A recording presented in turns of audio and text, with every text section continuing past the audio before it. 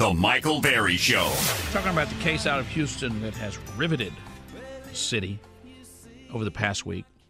7-year-old girl, Jasmine Barnes, shot and killed in the backseat of her mother's automobile where she was sitting next to her siblings.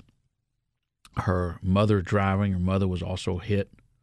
Immediately, the race baiters, Derek Muhammad, who's one of the black activists in town, holding a big rally to say, this is a hate crime. Prove me wrong. That's what he said. Prove me wrong.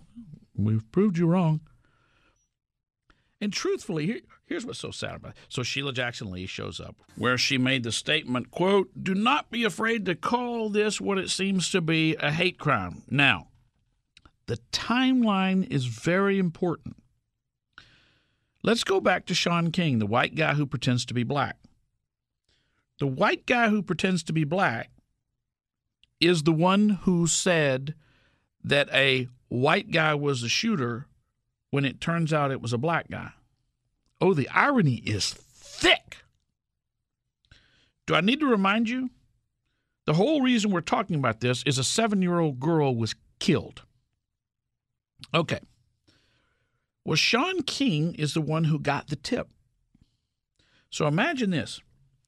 Somebody out there knew that Eric Black Jr., who's now confessed to this crime, somebody out there knew that he'd done it. But they didn't call the sheriff in their own town. They didn't call law enforcement. They called Sean King. They don't know Sean King. He's a white dude who they probably think is black because he says he's black, but he's not. Law enforcement tips don't go to law enforcement. A tip as to who murdered a little girl, well, yeah, we're real sorry this little girl was killed in our community, but I'm not giving the information to law enforcement. Wow. Well, let's keep pouring fuel on the fire that law enforcement is our enemy so that little girls who are murdered, we won't be able to find who did it, which is what usually happens. So Sean King gets this information. Now, here is the interesting thing. Sean King says he got the tip on January 3rd. He says, he wrote this, that he got the tip on January 3rd and that he immediately gave it to the sheriff. That's Thursday.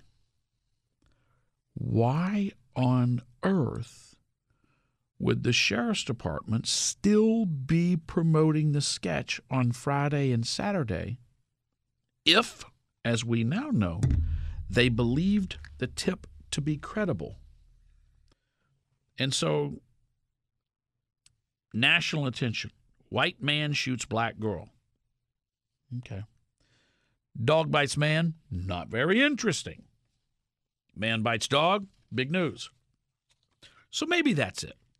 Maybe it's so rare that a white person kills a black person that becomes the big news. Maybe that's, all right, give the media credit. That's the reason. Okay. Well, what if we're so eager for white man kills black girl?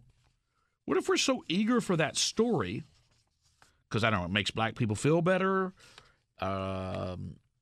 It affirms the narrative that white people are hurting black people. For whatever reason, cynical or not, that this story, this false narrative emerged and so many people so recklessly ran with it.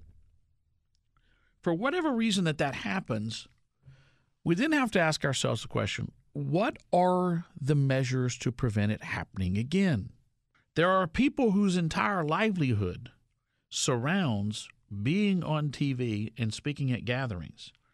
Now, the payments don't change hands at the gathering or in front of the TV. The payment may not even change hands during this investigation. The payment may be for the next family that says, our loved one was killed and nobody seems to care. How much would it cost us to pay you to make that front page news?